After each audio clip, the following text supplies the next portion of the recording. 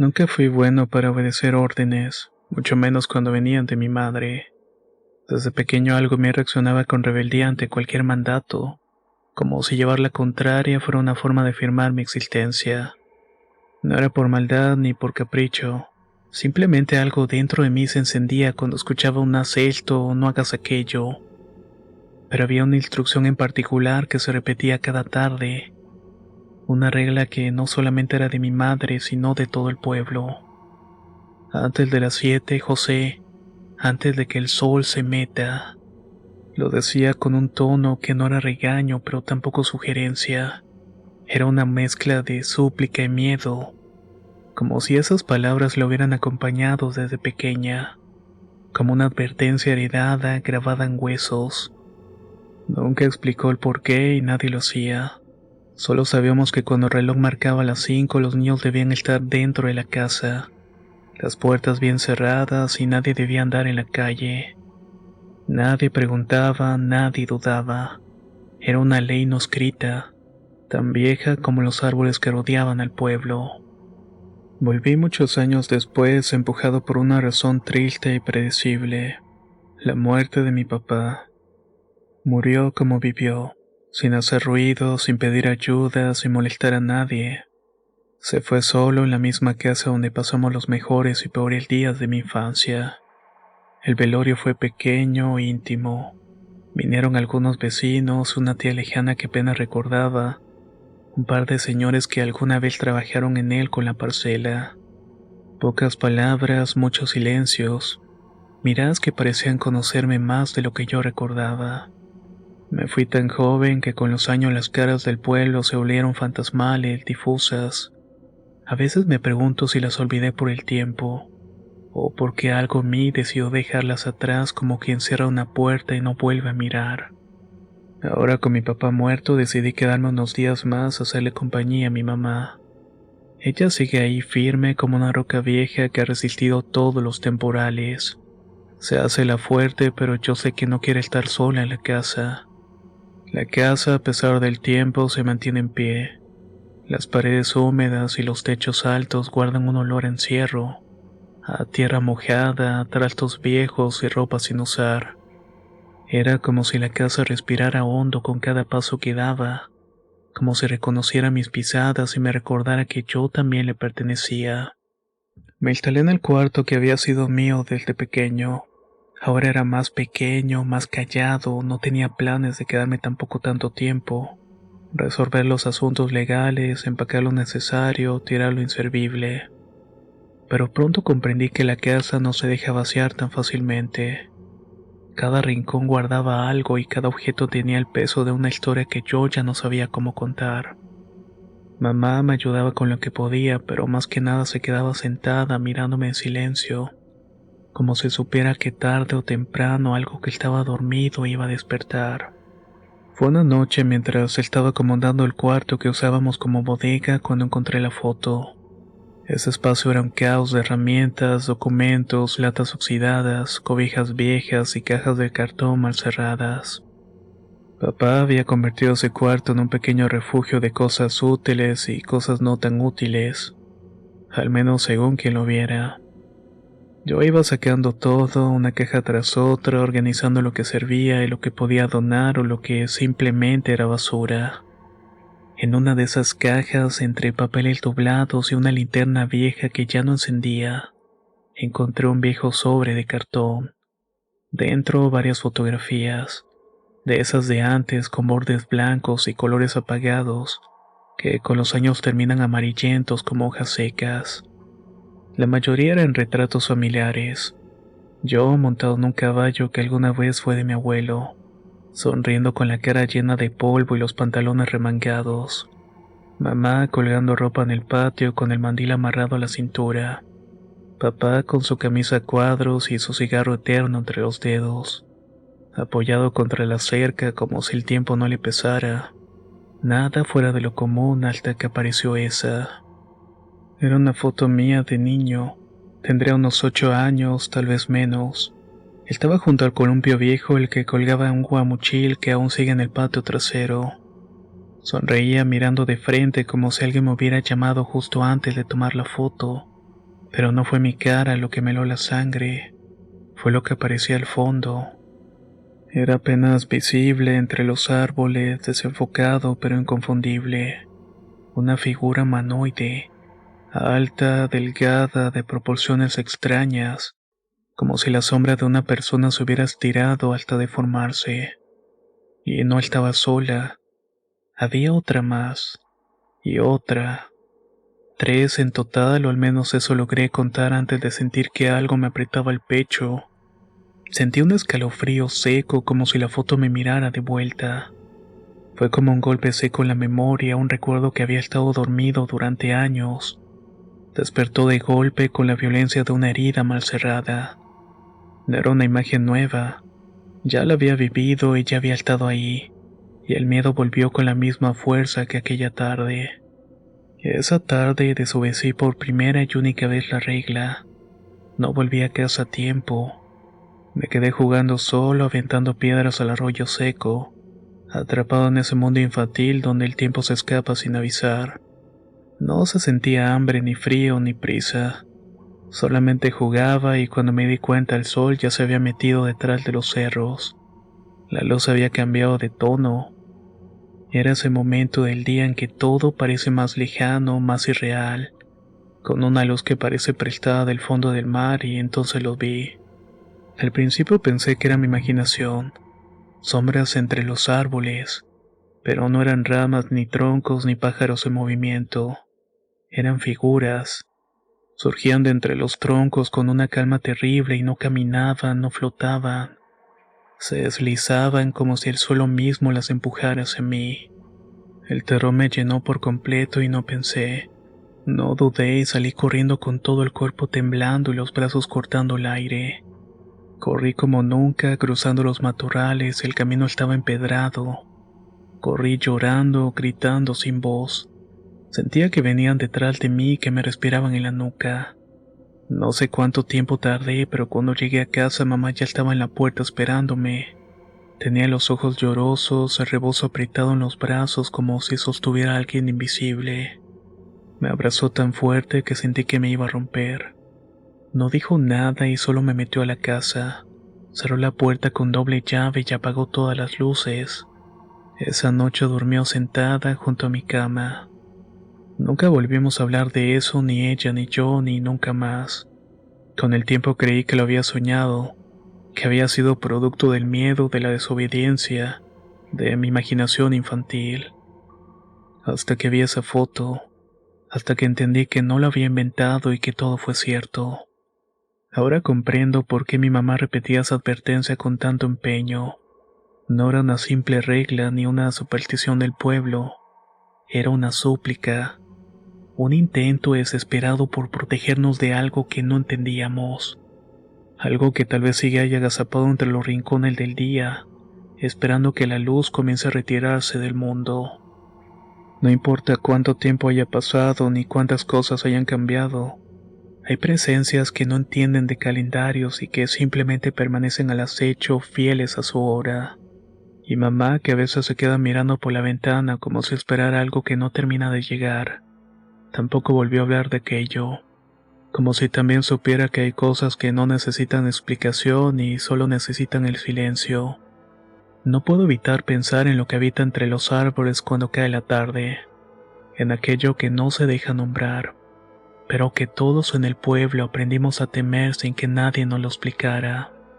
Tal vez no solo sea importante entender qué son, tal vez basta con saber que existen.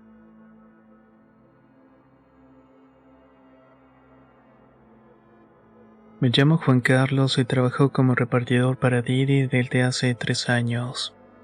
No es el mejor trabajo del mundo, pero me ha servido para sobrevivir. He recorrido esta ciudad de punta a punta, de día y sobre todo de noche. Calles anchas, callejones estrechos, colonias que ni los mapas aparecen. La ciudad se me metió en la piel como una rutina inevitable, como una canción pegajosa que uno ya no sabe si odia o que le gusta. En las madrugadas, cuando el bullicio baja y solo queda el murmullo del viento entre los árboles, es cuando realmente siento que conozco este lugar. A esa hora los edificios parecen más altos, las sombras más largas, y el aire más pesado, como si la ciudad se quitara la máscara y mostrara su verdadero rostro. No es que me encante trabajar de noche, pero el turno nocturno paga un poco mejor. Y sin el tráfico del día uno se desliza entre avenidas como si fuera dueño de todo. De hecho, me gustaba sentir esa libertad, esa falta de ilusión de control, y me hacía pensar que nada malo podía pasarme. Esa noche, como tantas otras, andaba en la moto y el casco me quedaba un poco flojo, pero ya me había acostumbrado. El celular iba fijo en su soporte con la app abierta esperando el siguiente pedido. Acababa de entregar unos tacos en una unidad habitacional medio escondida allá por el sur. Todo sin novedad, y el cliente salió, pagó en efectivo y volvió a su departamento. Yo volví a encender la aplicación y comencé a subir rumbo al centro. Pensé que quizás saldría otro viaje en el camino y las calles estaban casi vacías, apenas unos coches pasando de vez en cuando, y los postes de luz lanzaban sombras que se estiraban como brazos de humo. El aire estaba fresco, húmedo, esa humedad pegajosa que anunciaba una tormenta aunque no terminaba de llover. Para mí era una noche como cualquier otra, pero no lo fue. Mientras subía por una calle angosta, una de esas que parecen pasadizos secretos, que te conectan lo viejo con lo olvidado, algo llamó mi atención. Justo bajo un poste de luz amarillenta, ahí donde la calle se angosta tanto que dos autos apenas pueden cruzarse sin rozarse, vi a un grupo de personas. No estaban caminando, no hablaban, no hacían nada. Solamente estaban ahí de pie formando un círculo casi perfecto. Eran 7 o 8 quizás. Lo raro fue que estaban dispuestos, todos mirando hacia el centro, hacia el suelo, como si observaran algo invisible pero importante. Desde mi ángulo no podía ver qué era y me parecía extraño pero no alarmante. Al principio pensé que alguien podía haberse desmayado, que alguien estaba teniendo alguna emergencia. Pero no había movimiento y no se agachaban. No hacían nada y solamente miraban, silencio total, ni un murmullo. Aflojé la velocidad más por instinto que por otra cosa. A esas horas no es común ver grupos reunidos en la calle, y menos así en completo silencio. Me acerqué demasiado sin quitar la vista del centro del círculo. Buscaba entender qué era lo que estaba mirando. Y entonces noté algo que me puso la piel de gallina. No podía ver bien sus caras. El poste los iluminaba, pero la luz no parecía tocarles el rostro. Era como si estuvieran justo en la línea de la sombra. Esa línea delgada entre lo visible y lo imposible. Pero algo más me inquietó. No tenían expresión. No mostraban tristeza, ni alegría, ni enojo. Eran rostros vacíos como hechos de cera y no parecían dormidos, tampoco vivos del todo. Me quedé viéndolos solo un instante, no más de un parpadeo. Y en ese instante fue suficiente para que todo se fuera al carajo. No escuché nada, no vi luces, solamente sentí el impacto. Un golpe seco, brutal, como si una pared me hubiera caído encima. El auto me embistió de frente y la moto salió volando. Yo también lo hice, recuerdo que el casco se rompió al golpear el pavimento. Mi espalda rebotó contra el suelo y después todo fue un zumbido constante, como de abejas dentro del cráneo mezclado con un sabor metálico en la boca. Era sangre y dolor. Luces parpadeando en mis ojos como si fueran fuegos artificiales rotos. Quedé tirado en el asfalto, boca arriba, inmóvil. Sentía que el mundo giraba a mi alrededor, pero yo no me movía. El poste seguía ahí lanzando su luz pálida y temblorosa, como si también temiera apagarse. Y entonces los vi. Ahora me miraban a mí. No se me habían acercado, no se movieron en absoluto. Solo estaban ahí mirándome como si siempre hubieran estado esperando ese momento. Y entonces lo entendí.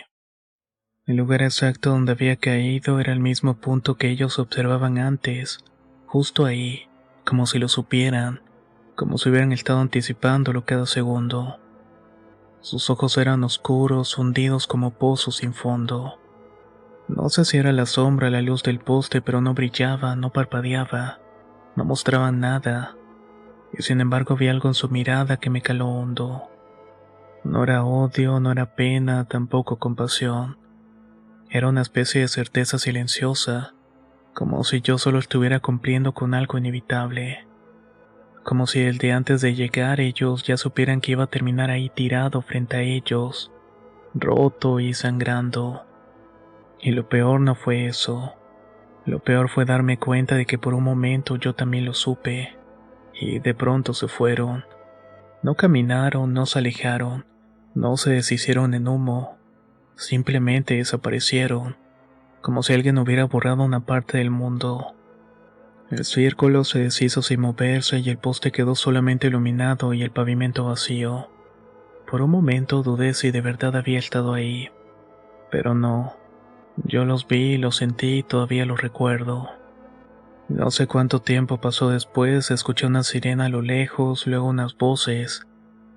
Me subieron a la ambulancia con cuidado como si cargaran algo roto. En el hospital me dijeron que tenía una fractura en la pierna y una contusión leve. Nada grave para el golpe que me di, hasta pareció un milagro. El doctor me preguntó si recordaba el accidente y le dije que sí, pero no mencioné nada del grupo bajo el poste, ni una sola palabra. Tampoco le conté a los policías. ¿Para qué? Me iban a decir que fue el golpe, que había imaginado todo. Desde esa noche no salgo a repartir después de las 10. Digo que la moto está fallando y que tengo otro trabajo, que ando descansando. Y aunque todos aceptan esas excusas, la verdad es otra. No quiero volver a cruzar esa calle. No quiero ver a un grupo de gente parada bajo un poste mirando algo que no está. O peor, mirándome a mí. ¿Qué tal, comunidad de relatos de horror? Les envío un cordial saludo desde mi natal Guadalajara. Esta anécdota me pasó hace ya algún tiempo. Trabajaba en una zona muy alejada de la ciudad y en la empresa donde laboraba tuvimos un festejo por el aniversario de su fundación. La fiesta se extendió hasta muy altas horas de la madrugada y se me hizo fácil esperar a que amaneciera. De esta manera tomaría el transporte público de regreso. Pero para eso aún faltaba bastante, así que un compañero de trabajo me dijo que iba a regresar a casa de sus padres, que quedaba algo cerca de la mía y que me fuera con él. Terminé aceptando y ya cerca de su destino me dijo: aquí te dejo, ya casi llego. Atraviesa hasta la próxima esquina y allí está una estación de taxis. Me despedí y tomé camino, pero para llegar a esa esquina tenía que pasar por el antiguo panteón de Mezquitán, uno de los cementerios más antiguos de la ciudad y rodeado de muchas leyendas. Incluso había la leyenda de que si hacías un ritual podías convertirte en el dueño de la famosa casa de los perros. Sus bardas alcanzaban aproximadamente 3 metros de altura o poco más. Fue justo ahí en esa zona donde corrieron los fusilamientos donde pasó lo más impactante, algo que tenía que ver con una vieja leyenda. Delante de mí vi que estaba caminando una anciana de muy avanzada edad, apoyándose en un bastón que más bien parecía un palo viejo. No era raro, pues era un barrio muy antiguo, de los primeros de la ciudad, y todavía hay familias que viven con sus bisabuelos o tatarabuelos. Di pasos más rápidos y la alcancé y la saludé. Buenos días, a lo que ella respondió: buenos ayeres, hijo. Me sacó de onda esa respuesta y en ese momento me di cuenta de algo inquietante. Yo iba casi corriendo y ella seguía mi paso. Eso era prácticamente imposible. Llevaba un bastón y cómo podía caminar o más bien trotar tan rápido. De repente pegó un brinco y llegó hasta lo más alto de la barda del panteón. Mi corazón casi se detuvo. Entonces desde la acera de enfrente un hombre me gritó: amigo, corre. Era un trabajador del mercado de flores que está justo enfrente donde trabajaba toda la noche. Me metí corriendo a su local, cerró las puertas y me preguntó: ¿qué fue eso, amigo? ¿Aventaste algo o te cayó? Le respondí todavía temblando: ninguna de las dos, fue una anciana. Su rostro cambió por completo y me dijo: otra vez anda la bruja. Qué bueno que te vi, muchacho, porque si no te hubiera hecho algo. Aún asustado le pregunté si ya la había visto antes y solamente me dijo: desde tiempos antiguos se cuenta que regresa. Solo se le conoce como la bruja del panteón de Mezquitán. Hola, mi nombre es Jorge y soy de un pueblo del norte de Puerto Rico llamado Camoy. Les voy a contar mi historia. Allá por el año de 1999 empecé a trabajar como paramédico en un hospital del área norte. Ahí conocí a una compañera de trabajo de Arecibo, otro pueblo cercano al mío. Como nos ponían a hacer turno juntos, muchas veces llegamos a tener bastante confianza. Sé que yo la traía y con el tiempo empezamos a hablar de manera más personal. Un día ella me dice que por qué no iba a su casa después de mi turno. Aprovechando que ese día ya estaba libre, yo salí a las 11 de la noche. Le pregunté si tenía pareja y me dijo que no. Mi turno era de las 3 de la tarde a las 11 de la noche. Salí como de costumbre y me dirigí a su casa que quedaba en el barrio Hato Viejo de Arecibo. Para ese tiempo no existía el GPS en los teléfonos, así que me dio las indicaciones y yo las seguí como pude. Cuando ya iba a entrar a Hato Viejo desde la carretera número 10, noté una iglesia pentecostal bastante grande que se ve desde la carretera. Justo cuando voy a doblar por la iglesia veo a un tipo parado frente al templo. Estaba vestido con una camisa negra y unos pantalones cortos color crema. Miraba fijamente hacia la carretera 10, justo por donde yo acababa de entrar. Cuando pasé por su lado me di cuenta de que no se le veía la cara. Pensé que era por la oscuridad, pero algo me pareció extraño. Miré por el retrovisor para ver si se estaba moviendo. En ese momento el tipo se giró completamente hacia mí y hacía un gesto levantando los hombros y los brazos como diciendo ¿qué miras o qué pasa? Lo raro es que no había forma de que él supiera que lo estaba mirando por el retrovisor, porque yo ya había pasado por su lado y hasta ese momento él seguía mirándose la carretera. Ahí me dio un escalofrío terrible y aceleré hasta llegar a la casa de mi amiga. Cuando llegué ella me vio pálido y me preguntó qué me había pasado. No le conté lo que vi por si pensaba que estaba loco. Le dije que por poco me chocaban en el camino. Estuvimos hablando un rato y en la conversación le pregunté si era divorciada, lo que me respondió: no, soy viuda. Mi esposo murió ahogado en la Cueva del Indio en la playa de Arecibo. La Cueva del Indio es una formación rocosa muy conocida por los surfistas y por su belleza natural. Pero lo que me heló la sangre fue lo que me dijo después. Lleva 1 año y medio desde eso, y me acuerdo clarito que ese día se puso un pantalón color crema que yo le había regalado, y una camiseta negra que era su favorita. En ese momento sentí que el corazón se me detenía. No pude guardarme más lo que había visto y se lo conté todo. Cuando le dije que el hombre frente a la iglesia tenía exactamente esa ropa, ella no se sorprendió. Me dijo con una calma inquietante: yo también lo he visto caminando por la casa. Esa noche no me fui. Me quedé con ella sentado en la sala hasta que amaneciera, para no tener que pasar de nuevo por esa iglesia de noche. Yo vivo en Uruapa, Michoacán, con mis tíos en la colonia Jaramillo, cerca de la Quinta y el Parque Nacional. Estudio la carrera de Ingeniería Automotriz, y esto que voy a contar me pasó un 28 de septiembre del año 2023. Esa semana me sentía mal del estómago. Tenía mucha diarrea y esa noche, como a la 1 de la mañana, me desperté para ir al baño. Me senté en la taza y estuve ahí un buen rato. Entre lo mal que me sentía y lo tarde que era, comencé a quedarme medio dormido. Fue entonces cuando los perros de la calle y los vecinos empezaron a ladrar con fuerza, como si algo los alterara. Pensé que se debía a que la perra de mi tío estaba en celo, pero lo raro fue que de repente todos se callaron al mismo tiempo. Un silencio raro se apoderó de la calle, y entonces lo escuché. Un llanto de mujer fuerte, largo. Sentí un escalofrío por todo el cuerpo. En ese momento pensé que tal vez me estaba volviendo loco y estaba adormilado en el baño, o que quizás era alguna pelea entre vecinos o algo peor que estuviera ocurriendo en la calle. Terminé lo mío como pude y salí del baño. La curiosidad me ganó, así que abrí la puerta de la casa para ver qué estaba pasando. Ahí fue cuando me llevé una gran sorpresa. Vi pasar por la calle la figura de una mujer vestida de novia. No era algo normal y eso lo sentí inmediatamente. El miedo me congeló, cerré la puerta con rapidez y me dije a mí mismo temblando que era la Llorona. Volví a asomarme, pero ya no estaba. La calle estaba vacía y en ese momento la perra de mi tío corrió hacia mí y me asustó más todavía. Me metí a mi cuarto casi corriendo y me puse a rezar. Pensaba que lo que había visto podía haber sido gente que andaba robando casas porque la colonia Jaramillo es conocida por ser peligrosa.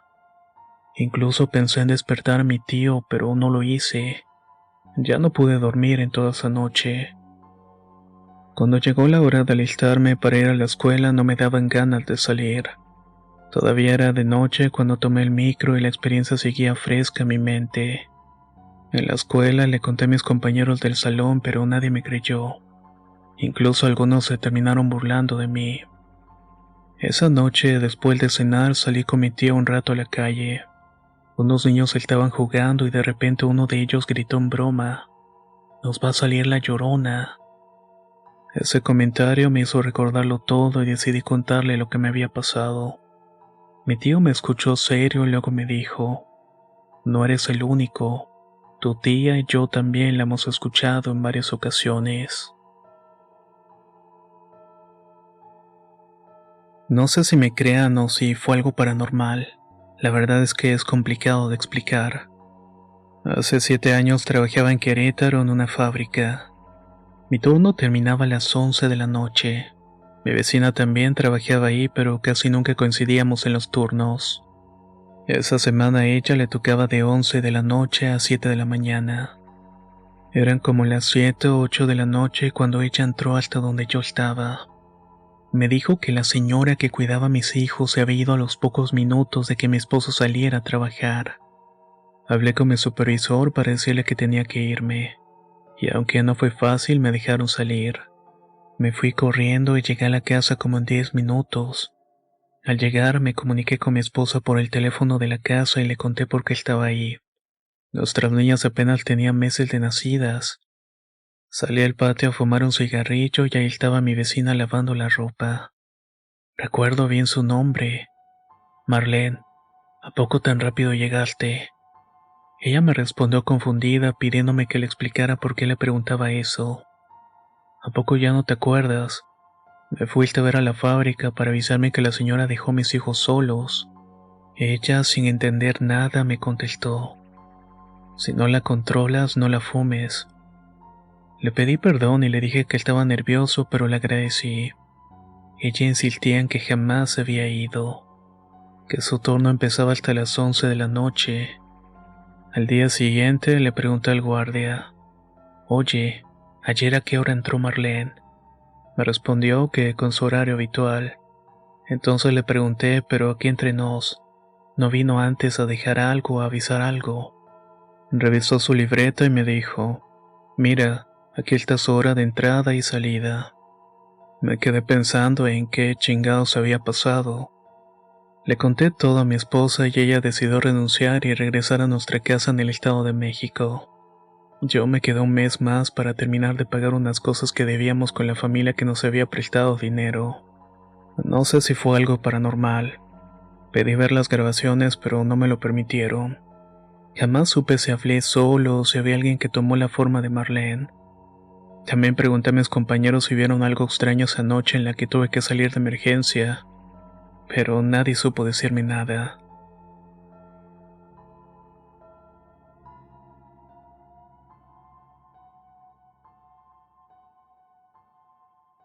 No sé en qué momento nuestras noches comenzaron a sentirse distintas. Al principio era una costumbre encantadora, una forma de cerrar el día con risas suaves y la imaginación encendida. Todo empezó como un juego inocente, uno que compartíamos con devoción sin pensar que podía transformarse en algo más. Vivimos en un pequeño departamento en la colonia del Valle. No es grande, pero es acogedor, con paredes que guardan nuestros secretos y ventanas que reciben la luz justa en la mañana. Tiene lo que necesitamos: una pequeña sala donde jugamos y leemos, dos habitaciones que resguardan nuestros sueños, y una cocina modesta donde siempre huele a café recién hecho por las mañanas. En ese espacio que hemos aprendido a llamar hogar vivimos los tres. Marcos, Pablo y yo. Nuestra rutina nocturna era sagrada, casi ritual. Después de cenar apagábamos todas las luces menos una. Esa linterna vieja de luz cálida que proyectaba mundos sobre las paredes. Con nuestras manos o los títeres de cartón de Pablo que había pintado con crayolas y temperas, inventábamos historias imposibles, llenas de animales, piratas, castillos y monstruos que siempre eran vencidos. Pablo reía y a veces se inventaba palabras, otras veces se quedaba serio como si escuchara algo que nosotros no oíamos. Decía cosas que solo los niños entendían, frases que parecían no tener sentido pero que pesaban en el aire. Una noche, justo después de que la última sombra se desvaneciera y comenzáramos a apagar las luces, Pablo murmuró con voz suave: «Buenas noches, Gabe». Pensábamos que era un hombre inventado, un amigo imaginario de esos que acompañan a los niños cuando están solos, cuando la realidad no basta para llenar su mundo. Es normal, ¿no? Los niños lo hacen. Pero al día siguiente volvió a decirlo, igual de tranquilo, igual de seguro, y la noche siguiente lo mismo. No era una frase pasajera y no era algo al azar. El hombre comenzaba a sentirse mal. ¿Quién es Gabe?, le pregunté una vez tratando de mantener una sonrisa natural sin alarmarlo. Mi amigo de las sombras, respondió sin dudar, con la claridad con la que uno dice su color favorito, como si yo supiera exactamente de quién estaba hablando y como si fuera obvio. Marcos se encogió de hombros restándole importancia. «Ya sabes cómo son los niños», dijo mientras se levantaba del sillón. Yo asentí tratando de convencerme también, pero algo dentro de mí, una parte callada y profunda, se tensó. No por el nombre, no todavía. Era otra cosa, una sensación vaga de que había algo más de lo que aparentaba. Pasaron los días y Pablo se volvió más insistente. Quería jugar más tiempo con las sombras. Se resistía a que apagáramos la linterna. Decía que Gabe le mostraba cosas, que le contaba historias más divertidas que las nuestras. Una noche incluso levantó la vista y señaló hacia el techo mientras estábamos jugando. «¿Lo ven? Está ahí. Gabe está triste». Miré a Marcos esperando que se riera o dijera algo para romper el silencio que se había creado, pero su rostro mostraba una ligera incomodidad, una arruga apenas visible entre las cejas. No era miedo, pero sí era duda. «No hay nada, Pablito», murmuró Marcos intentando distraerlo, aunque su voz sonaba menos convencida de lo habitual. Y entonces ocurrió. Fue una noche de viernes. Ya nos habíamos acostado y la casa estaba en ese silencio espeso que llega justo antes del sueño. Pablo se levantó de su cama y vino a la nuestra con pasos descalzos y decididos. Nos pidió encender la linterna una vez más y sus ojitos estaban serios, muy serios para los de un niño de 5 años. «Por favor, hoy Gabe quiere hablar con ustedes». No sé por qué lo hicimos. Tal vez era la forma en que la dijo, con una mezcla de inocencia y gravedad que te obliga a escuchar. Tal vez porque en el fondo queríamos comprobar que no había nada, que seguía siendo únicamente un juego. Marcos tomó la linterna con las manos y dirigió el haz de luz al techo. Y entonces la vimos. Era una cara. No era una sombra de cartón ni una figura hecha con manos humanas. Era un rostro pálido, difuso, pero inconfundiblemente humano y triste. Tan triste que sentí un nudo en la garganta, uno que no había forma de tragar porque estaba flotando ahí, como si estuviera incrustada en la oscuridad misma, proyectada o tal vez simplemente presente. No sé cuánto tiempo duró, tal vez solamente fueron unos segundos, tal vez un poco más. Cuando apagamos la linterna, el frío nos caló hasta los huesos, como si una ventana invisible se hubiera abierto de par en par. Pablo sonrió suavemente como si todo hubiera salido bien. «Ya la vieron», dijo satisfecho. No dormí nada esa noche. Al amanecer, mientras estaba preparando café con las manos temblorosas, un nombre se arrastró por mi mente con un susurro olvidado, uno que pronto tomaba fuerza. «Gabe. No, Gabriel». Me volví a Marcos, que estaba sentado en silencio en la mesa con los ojos perdidos en el vapor de su taza. Gabe era Gabriel, tu amigo de la universidad. No es el que murió hace unos meses. Marcos no respondió al principio, solo asintió muy despacio, como si las palabras le dolían demasiado como para decirlas en voz alta. Él nos presentó, ¿te acuerdas? Dije, si no fuera por él, tú y yo. La voz se me quebró y no pude terminar la frase. Y entonces comprendí. Tal vez Gabe no se había ido del todo. Tal vez como última muestra de cariño había regresado no para asustarnos, sino para cuidar de Pablo, para cuidar de nosotros y de aquello que ayudó a formar. Como si desde algún lugar más allá de la comprensión siguiera cumpliendo con su papel de amigo y puente entre almas. Desde entonces no le tenemos miedo a las sombras, las respetamos. Y cada noche antes de apagar la linterna, Pablo dice en voz baja, gracias Gabe. Y yo también aprendí a hacerlo. Buenas tardes. Escribo desde Morelia para contar un relato que le pasó a unos amigos a mí hace algún tiempo. Fue durante una visita al panteón. Todo comenzó una noche durante una reunión con amigos. De esa reunión en donde se habla de todo y nada al mismo tiempo. La estábamos pasando muy bien cuando de pronto uno de ellos preguntó algo que nos hizo a todos quedarnos en silencio. ¿Quién más está en la casa? Yo, que era la anfitriona, le respondí que no había nadie más y él insistió. Es que vi una sombra pasar por el patio. Era alta, muy alta. Le dije que probablemente era el perro, pero negó con la cabeza. Según él, la silueta no tenía forma animal. No le dimos mayor importancia, pero su comentario fue el punto de partida para comenzar a contar historias de terror. Entre los presentes estaba una amiga cuyo hermano se había quitado la vida hace aproximadamente 2 años. Desde entonces su familia había quedado con muchas dudas y preguntas sin respuestas. Ella hablaba con frecuencia de la tristeza, del vacío, de la zozobra. Todo este hecho los había marcado y todavía los perseguía. Esa noche pasada a las 10 ella propuso algo inesperado. ¿Y si vamos al panteón a visitar a mi hermano? El panteón al cual se refería se encuentra en una ranchería cercana a Morelia. Por respeto y seguridad omitiré el nombre del lugar. Estábamos tan metidos en la plática, tan embriagados de lo paranormal que todos aceptamos. Así que nos subimos al auto y partimos. El camino duró unos 25 minutos. Era una noche despejada y la luna llena iluminaba todo con una claridad sobrenatural.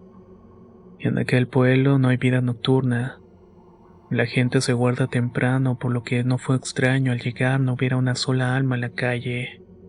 Todo estaba en completo silencio. El panteón, al ser de pueblo, no tiene bardas altas ni candados. Solo piedras lo rodeaban y la puerta de metal estaba entreabierta. Entramos, claro, con mucho respeto. No queríamos molestar ni dañar nada. Caminamos entre las tumbas guiándonos por la luz de la luna y nos hizo falta una lámpara. Encontramos las tumbas del hermano de mi amiga sin dificultad. Nos detuvimos unos minutos frente a ella. El aire era fresco, el ambiente sereno, demasiado sereno. Sentíamos una calma rara, una calma que parecía contener algo más, algo que no se veía pero se lograba sentir. Decidimos retirarnos para no incomodar a nadie ni meternos en problemas. Al salir el viento soplaba fuerte y solo se escuchaba a lo lejos los ladridos de algunos perros. Nos sentamos unos momentos sobre una piedra justo frente al panteón. Las lámparas del pueblo parpadeaban con esa luz anaranjada y mortecina. Fue entonces cuando lo escuchamos. Un ruido, seco, repetitivo e inconfundible. Era el sonido de una pala cavando tierra. Primero dudamos y pensamos que quizás era el viento moviendo alguna ventana rota o una lápida suelta. Pero no, todo lo escuchamos con claridad. Era una pala abriendo la tierra húmeda, lenta y torpemente. Nos miramos entre nosotros y nadie dijo nada. Simplemente corremos hacia el auto y arrancamos. Apenas avanzamos unos metros, algo nos hizo voltear instintivamente hacia el cementerio. Y entonces la vimos. Una sombra, pero no una persona y tampoco un animal. Era una figura gigantesca, oscura como el carbón que se alzaba por encima de las piedras que rodeaban al panteón.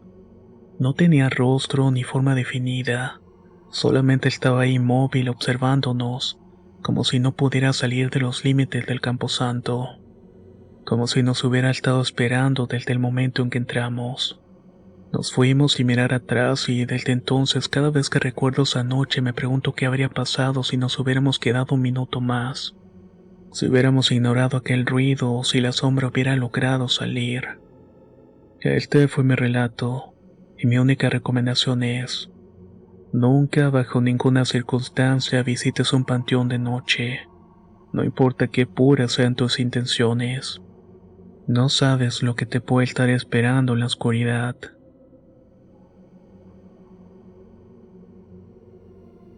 Mi nombre es Irene, tengo 29 años y vivo en Monterrey, Nuevo León, donde el calor se pega a la piel como una segunda sombra y el concreto nunca se enfría. Desde mi departamento en el séptimo piso puedo ver la Sierra Madre alzarse en el horizonte como una bestia dormida. A veces pienso en esas montañas son lo único que ha sido constante en mi vida, pero últimamente he comenzado a sentir que no soy quien observa el paisaje, sino que es el paisaje, o algo dentro de él que me está observando a mí, algo que no viene del cielo o de la tierra, sino de un lugar que no tiene nombre. Desde que era pequeña he podido ver cosas que los demás no pueden ver. Al principio, cuando era muy pequeña, pensaba que eran juegos de mi imaginación, formas que se colaban entre los rincones de mi cuarto, sombras, susurros, cosas que mis padres atribuían a sueños raros o demasiada televisión. Pero no era eso. Aquellas visiones crecieron conmigo. Ya no eran destellos en los bordes de mi visión ni figuras vagas que desaparecían si las miraba de frente. Se volvieron presencias. Veo entidades caminando entre nosotros, como si siempre hubieran pertenecido al mismo mundo que nosotros, solamente que están ocultos bajo la superficie de lo cotidiano. Algunas tienen una apariencia humanoide como ancianos encorvados con ojos completamente negros, niños que sonríen sin parpadear, mujeres que se mueven sin tocar el suelo. Otros no tienen forma. Son como bolsas de sombra que se arrastran por las paredes o flotan sobre los techos. Son retorcidas, lentas, pero cargadas de una energía abrumadora. Yo las veo y siempre las he visto. Lo más aterrador es cuando se acercan demasiado, cuando siento que me atraviesan sin tocarme, que saben lo que pienso, lo que temo y lo que escondo. Recuerdo una ocasión en particular, un día cualquiera en el metro. Era hora pico y la estación Zaragoza estaba repleta de personas que entraban y salían sin mirar a nadie. Me aferraba al tubo del vagón cuando lo vi. Un hombre común de traje y corbata, un ejecutivo cualquiera con su portafolio colgado del hombro. Pero lo que me congeló fue lo que tenía detrás. Una sombra adherida a su espalda como si creciera de él. Sus ojos brillaban con un tono enfermizo y su boca estaba sellada como una especie de costura negra. Cada vez que el hombre hablaba por teléfono, la sombra se agitaba como si sufriera, como si las palabras le provocaran dolor. No podía dejar de mirarlos. El hombre notó mi mirada y me sonrió, pero esa sonrisa no era suya. Era torcida, falsa, inhumana. Era la sombra la que estaba sonriendo a través de éste. Desde ese día entendí que no todos los cuerpos están vacíos. Algunos ya están ocupados. Fue entonces cuando empecé a dudar de todo. ¿Quién está realmente solo? ¿Quién camina con un alma prestada o manipulada? Hay personas que al mirarlas emanan algo extraño, un peso, una distorsión en el aire, como si su humanidad estuviera teñida de otra cosa. Me di cuenta de que algunas personas ya no son solo personas, llevan algo encima o dentro, como si fueran contenedores de algo que no les pertenece. No siempre lo noto a primera vista. A veces tarda minutos y en otras veces basta un cruce de miradas. Antes podía diferenciar lo que era real de lo que no, Sabía cuando estaba viendo algo sobrenatural y cuando hablaba con una persona de carne y hueso. Pero eso cambió. Todo se volvió borroso. Hace poco, por ejemplo, mientras hacía fila en el supermercado, una mujer de cabello blanco me habló sobre la lluvia. Le respondí con cortesía, pero sentí un frío extraño en la espalda. Cuando volteé a buscarla nuevamente ya no estaba. Pregunté a la señora detrás de mí si había visto a la mujer y me miró confundida. Nadie más la había notado. A veces pienso que nunca estuvo ahí, o peor, que sigue ahí pero no en el lugar donde mis ojos la buscan. No solamente los veo, sino que también los siento. Y eso es lo más agotador. Es como si mi cuerpo supiera antes que mi mente cuando algo no está bien. Se me eriza la piel, me sudan las manos, el estómago se me revuelve. Algunas presencias cargan rabia, otras tristeza, otras simplemente vacío. Pero hay algunas que son distintas, silenciosas, inertes. No quieren ser vistas, no quieren ser sentidas, ni tampoco entendidas. Esas son las que más les temo, porque su intención no se manifiesta y solamente existe. Solo espera y me aterra pensar en qué están esperando exactamente. He intentado entender qué me pasa, he ido con brujos, con santeros, con chamanes en otros estados. También visité psicólogos. Incluso entré a una iglesia después de más de 10 años sin pisar una. Ninguno me dio una respuesta clara. Algunos me dijeron que estoy bendecida con un don, como si fuera algo maravilloso. Otros insinuaron que tengo una maldición o que abrí la puerta que no debía. Mis psicólogos hablaron de estrés, de trastornos sensoriales, de traumas. Nadie me ayudó, nadie me dio paz y tampoco explicaciones. Tengo una pareja que ha sido mi refugio. Él no ve lo que yo veo, pero me cree. Ha presenciado episodios en los que grito dormida o me encierro en el baño llorando sin motivo aparente. Me abraza sin preguntar y me acaricia el cabello hasta que puedo volver a respirar. No sé cómo nos ha ido. Creo que intuye que esto no es algo que pueda curar y solamente se sobrelleva. Hubo una noche en particular que nunca voy a olvidar. Llovía con fuerza y los truenos hacían vibrar los vidrios del ventanal. Me quedé dormida en el sillón y cuando desperté sentí que algo me estaba observando desde el pasillo. No se veía nada, pero el aire tenía peso, como si alguien se hubiera sentado sobre mi pecho. Me levanté temblando y fui hacia la cocina a tomar agua. En el reflejo de la ventana vi una figura detrás de mí. No gritó, no se movió, no desapareció. Solamente estaba ahí quieta. Me observaba con la misma intensidad con la que yo la observaba. No me atreví a girarme y solo cerré los ojos. Cuando los abrí, la figura ya no estaba, pero el aire seguía tenso como si hubiera dejado algo. No he dormido bien en los años. Me despierto empapada en sudor con la sensación de haber sentido un sueño terrible, pero tampoco recuerdo detalles. Solamente son imágenes sueltas, un rostro sin ojos, un bosque seco, un reloj que avanza hacia atrás. A veces escucho una voz que me dice que nada de esto es real y que tampoco lo soy, que lo que veo no es una maldición sino una verdad que nadie más soporta. He intentado cerrar los ojos, rezar, ignorarlo, anestesiarme con música, con películas, con medicamentos y nada funciona. Siempre están ahí, a veces más presentes que las personas reales, a veces más consistentes que la misma realidad. Y lo peor de todo es que hay momentos en los que siento que algo me está siguiendo, no de forma evidente, con pasos ni sombras.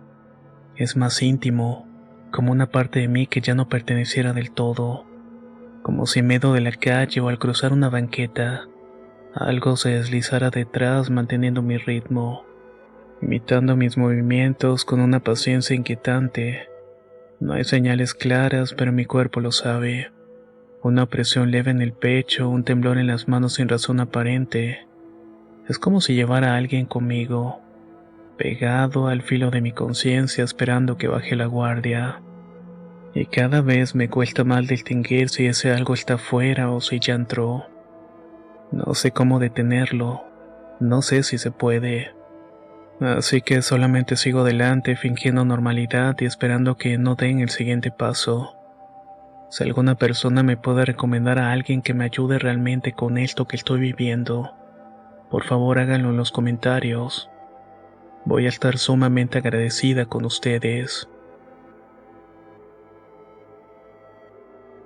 Mi nombre es Martín y quisiera contar algo que me pasó hace años cuando todavía iba en la prepa. No es una historia que me guste mucho recordar, la verdad, pero cada tanto vuelve sola a mi cabeza. Es como una espina que no termina de salirse, que está clavada en algún rincón de la memoria. De esas cosas que uno cree que ya olvidó, pero basta con una sombra, un sonido o una noche de insomnio para que regrese con todo. En ese tiempo tenía mi grupito de amigos con los que siempre andaba metido en algo. El Leo, la Yona, el Rafa y yo. Éramos inseparables. De esos morros que parecen no tenerle miedo a nada y que siempre andan buscando qué hacer para no aburrirse.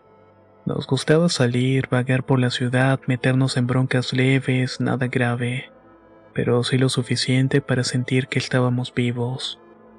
Una tarde de viernes y mucha planeación nos entró la loquera de ir a explorar unos edificios abandonados, los cuales estaban allá por las orillas de la ciudad, donde empezaba un terreno baldío y el alumbrado ya no llega. Desde que íbamos en secundaria esos edificios nos llamaban la atención, porque estaban justamente al lado de la escuela. A veces en clase, cuando nos tocaba asomarnos por la ventana, se alcanzaba a ver entre los árboles secos esas moles grises que parecían observarnos de regreso. Muchos decían que ahí espantaban, que estaba maldito, y la historia más repetida era de una pareja de adolescentes, alumnos también de esa secundaria, que desaparecieron un viernes por la tarde sin dejar rastro. Los buscaron por días hasta que alguien los encontró en una de las cisternas del complejo. Estaban al fondo, donde ya casi no llega la luz. La escena, contaban los que supieron más, que era algo que no se puede describir. Tan fuerte, tan fuera de lugar, que hasta los policías que llegaron primero salieron pálidos. Fue un escándalo en su momento. Decían que nadie sabía qué les había pasado y que no hubo detenidos. Todo el caso se cerró muy rápidamente. Con el tiempo la gente empezó a evitar ese lugar. Decían que se sentía algo raro, pesado. Esos edificios formaban parte de un proyecto grande que según eso iba a ser para trabajadores de una compañía que ya no existe. Iban a hacer todo: complejo habitacional, una escuela, clínica y hasta centro deportivo. Pero algo pasó y nunca supimos bien qué, y la obra se quedó a la mitad. Dejaron todo botado, estructuras sin terminar, fierros oxidados, columnas desnudas y puro concreto sin alma. Nadie volvió a trabajar ahí y con el tiempo el monte empezó a comerse los pasillos. Las paredes se llenaron de grafiti y lo único que crecía eran los rumores de cosas raras. Ese viernes llegamos en las bicis ya entrada la noche. Pasaban de las 9 y era temporada de calor, pero el aire a esa hora empezaba a ponerse más fresco, con una brisa rara que venía del monte. El cielo estaba encapotado sin luna y apenas alcanzaba a ver algunas estrellas entre las nubes. Cada quien llevaba su mochila con lo básico: agua, papitas, una linterna por si acaso. Nada del otro mundo. No íbamos preparados para nada serio, solamente a curiosear según nosotros, como tantas veces lo habíamos hecho. Entramos por un costado del complejo por donde el alambrado estaba roto desde hacía años, entre los matorrales secos y los restos de basura vieja. Todo ella apestaba abandonado y descuido. Ya dentro, el primer piso nos recibió con un silencio pesado, y cada paso que dábamos hacía crujir el suelo, como si el edificio se quejara por tener visitas. Las paredes estaban llenas de grafitis viejos, nombres mal escritos, dibujos que no se entendían, números, groserías. El aire estaba denso y olía a encierro, a trapo húmedo guardado, y también en ciertos rincones algo más fuerte y más feo, como a carne podrida, como hospital sucio y viejo. Al principio, como siempre, todo era risas. Nos burlábamos de todo, hacíamos bromas tontas, nos retábamos entre nosotros a entrar primero los cuartos más oscuros. Jugábamos a espantarnos con ruidos y gritos falsos.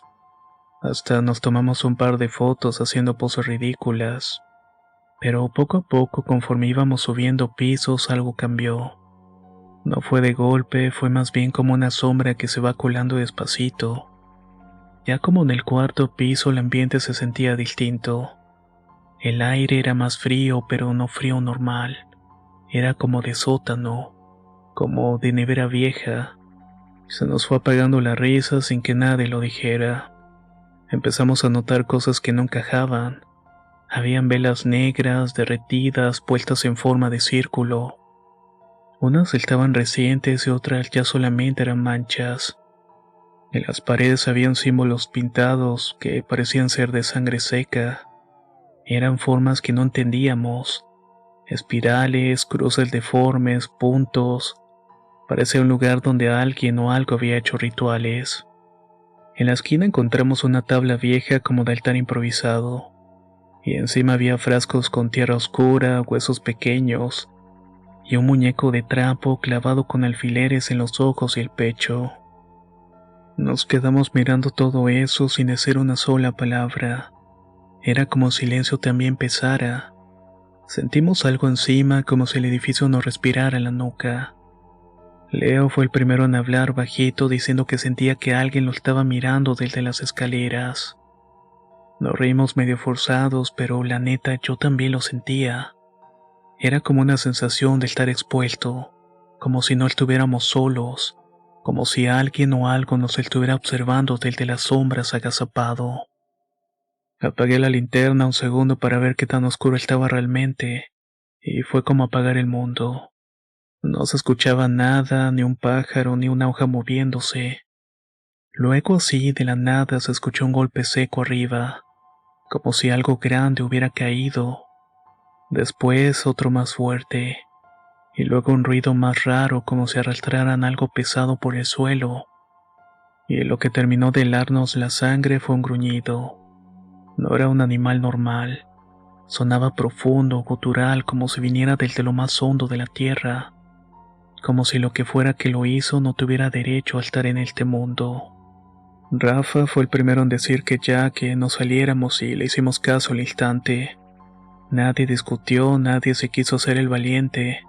Empezamos a bajar las escaleras rápidamente, uno detrás del otro, sin decir una sola palabra. Fue ahí cuando se escuchó un grito. Un chillido agudo, largo, como de una mujer, pero mal. Era como si saliera de una garganta rota, como si estuviera hecho de puro odio. Sonó tan fuerte, tan cerca, que Leo se cayó de puro susto, tropezándose con un escalón. Lo levantamos como pudimos y bajamos casi a empujones sin mirar atrás. Yo sentía que si volteaba iba a ver algo que no debía existir, algo que se iba a quedar conmigo para siempre. Ya afuera, con las bicis tiradas en el pasto seco y el sol metiéndose por completo. Nos quedamos un buen rato sin decir nada, solamente respirando, con el corazón queriéndonos salirse por la garganta. Teníamos las manos frías, la cara pálida. Nos miramos entre nosotros como queriendo confirmar que si todos vimos lo mismo. Y ahí, sin dudarlo, nos hicimos la promesa de nunca volver. Nunca hablar demasiado de lo que pasó y la cumplimos. Cada quien agarró su rumbo, pero cuando de vez en cuando nos volvemos a escribir o ver. Si alguien menciona "¿te acuerdas del edificio?", todos nos quedamos callados. Nadie se ríe y nadie pregunta más. Y les juro, sin ganas de exagerar ni andar contando cuentos, hay algo ahí dentro, algo que no quiere ser visto, o algo que se quedó encerrado, algo que no es de este mundo y que sigue esperando.